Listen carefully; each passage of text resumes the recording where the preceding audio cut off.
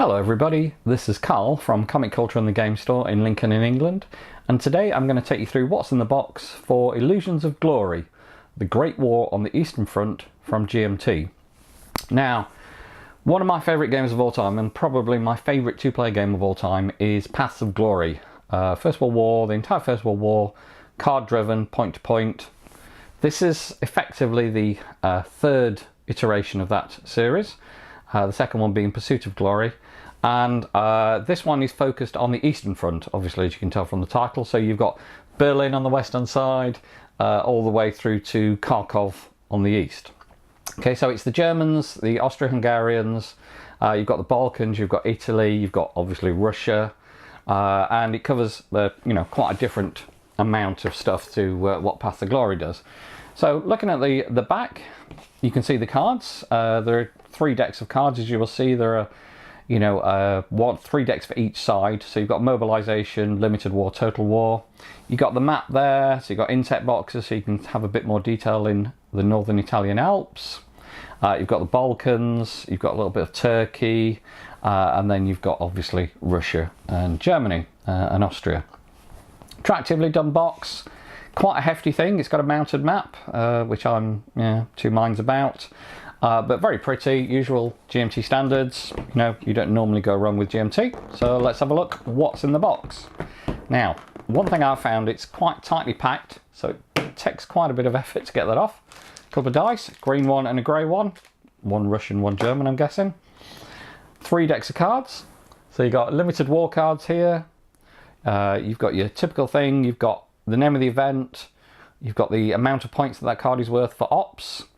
If you're using it for the event, it tells you what happens with the event. If you're using it for replacements, it tells you how many replacement points you get. Okay, you've also got a mobilization deck, drive on east pressure event. If I remember rightly, the asterisk means it gets removed if you use it for the event. And then the total war. So you've got your Arab revolt. Now, Paths of Glory, brilliant when it came out, absolutely loved it. Relatively low complexity, I would say. Fantastic decision-making game. Every single decision you made with Paths of Glory was absolutely critical. You could not afford to make mistakes. You could easily, trip over yourself by doing something slightly wrong. With the later games, Pursuit and with this one, Illusions, they've added quite a lot more to the rules. Illusions has got rules for, bringing down Russia, which you've got in Paths of Glory as well, but it's more detailed in this one. You can have uprisings. Now, the rulebook looks quite hefty. It's 52 pages. However, you've got 22 pages of basic rules, for want of a better word. Then you've got another 12 pages of advanced rules. They're not optionals or anything like that. They're just rules that are a little bit different from what you might be used to if you've played Paths of Glory. And then you've got quite a lot of pages given to an example of play, strategy, descriptions of the cards. The rules themselves, it's typical GMT quality, nice colour. You've got large units and small units. One of the things you get in this series is you get larger counters and smaller counters. You've got combat factors, you've got loss factors. That's how many factors of loss they can absorb. Movement factor, obviously. Okay, you've got a map, you've got sheets of counters, you've got the rulebook and playbook, you've got player aid cards, strategy cards, and the dice. Okay, sequence of play. You get mandatory offensive, so you work out whether you got to attack somewhere. Action phases, attrition phase, siege, war status, rebellion, revolution, that's new. Russian revolution check, and then you replace your strategy cards.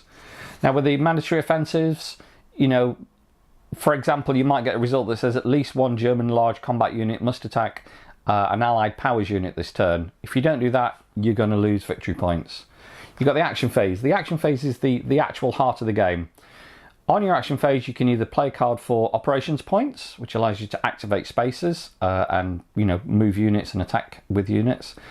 You can use it for strategic redeployment, so if you've got to move some guys a long distance, you can use it for that. Replacement points, which allows you to rebuild units, all for the event. Now, if you don't have a card that seems suitable, you can also just not play a card and do a one ops event, 1 ops point. Sorry, so you can use that for moving a single unit, let's say. You've got 3 decks, so as the game goes on, you start off with a limited war deck, mobilization deck, then you get into a limited war deck, and eventually you'll get into the total war deck. Okay.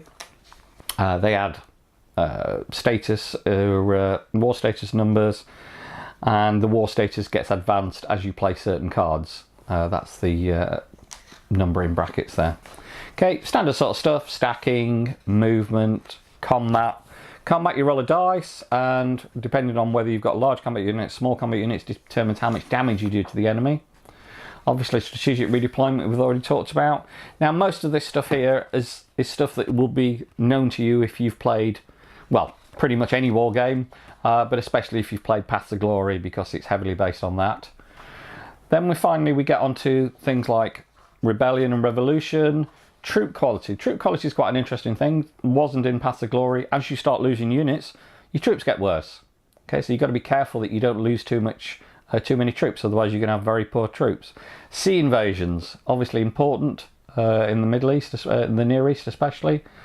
Neutral and minor countries, you know, what happens with Greece, what happens with Serbia, Montenegro, headquarters, and the whole section there on the Treaty of Brest-Litovsk. So that's your first 34 pages. Then you've got a playbook. It takes you through an extended example of play. Okay, full colour, showing everything. You know, pictures of the map, pictures of what counters are laid out.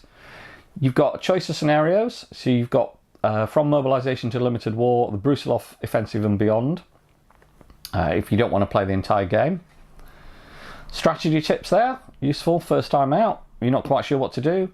Then you've got strategy notes on the cards. So for example, AP number 1, Drive on East Prussia, it tells you Tsar Nicholas II responded to French requests for direct aid by ordering a change from the original Russian plan. Okay, so just gives you a little bit of detail, background of why those cards were put into the game. And obviously there is the same for the Central Powers cards as well. And then finally you've got acknowledgements, further reading, bibliography, and the credits. It was designed by Perry Silverman and developed by Fred Schachter. Really nice package.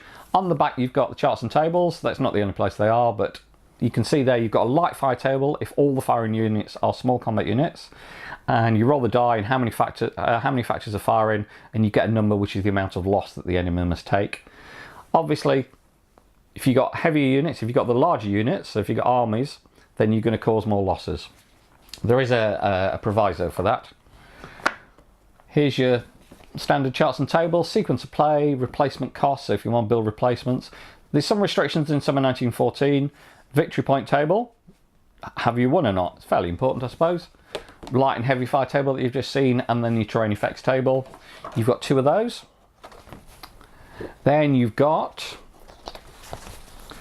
scenario table. So Brusilov offensive, tells you how to set it up, tells you what it comes with, tells you what to do at the start, okay, how to set your deck up. Second side to that. Then you've got the 1914 mobilisation setup scenario. Okay, so that's your main thing. Where all the units set up, you know, you do actually get British units in there, obviously, because they were deployed in the near Turkey. How to set the game up, still more about there. Starting the game, the combat sequence. So it's quite a detailed way of taking you through the combat sequence there. It's not as complicated as it looks, although there's almost an entire page given to it. It becomes pretty much second nature. Let's have a look at the counters then. So like I said, there are large and small combat units. These are the small combat units, which represent core, if I'm remember rightly. And you've got control markers as well, so you can see which country controls a particular area. It is quite important. You don't want to be losing your home victory point areas, because you will start to become unhappy. Counter sheet 2.